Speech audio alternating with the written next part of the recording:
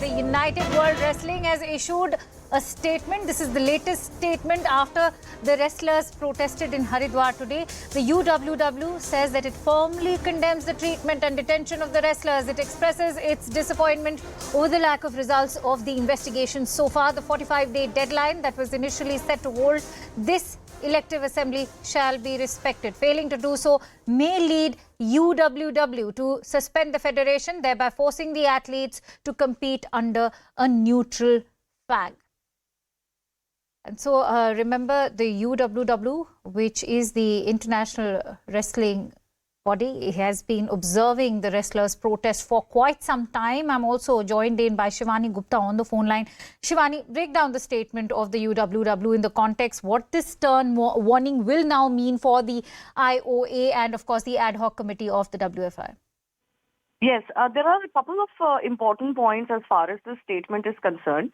The International Wrestling Body has condemned the treatment and detention of the wrestlers. This is in regards with what transpired on Sunday. It has expressed its disappointment over the lack of results on the investigations and has urged authorities to conduct a thorough and impartial investigation. But what is also important to note is that the World Wrestling Federation has accepted and acknowledged that the WFI President Brij Bhushan Sharan, in this case against whom allegations have been made, was obviously asked to step aside at an early stage, and he is no longer in charge of the federation. I think a lot of people are not aware of the fact that Brij Bhushan is not in charge of the federation as we speak.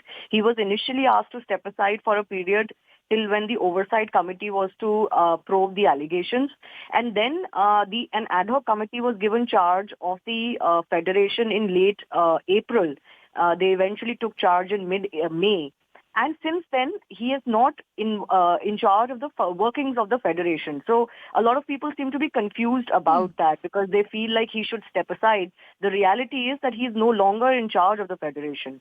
But importantly, what the federation is also saying, and this is as per international norms, that the next elections for the body have to be held in the 45-day deadline that has been initially set by the sports ministry, because the elections were supposed to happen in May.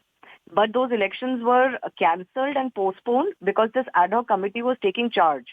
Now, basically what the World Wrestling Federation is reminding the ad hoc committee and the IOA is that those elections must not become a casualty in this process. The election has to be conducted, and generally international governing bodies are very serious about this. They do not encourage ad hoc bodies, whether by the ministry or the IOA or the Supreme Court, to take charge of such federations. All right, Shivani, thank you for putting that story into perspective for us. Indeed, a very significant statement coming from the International Wrestling Federation.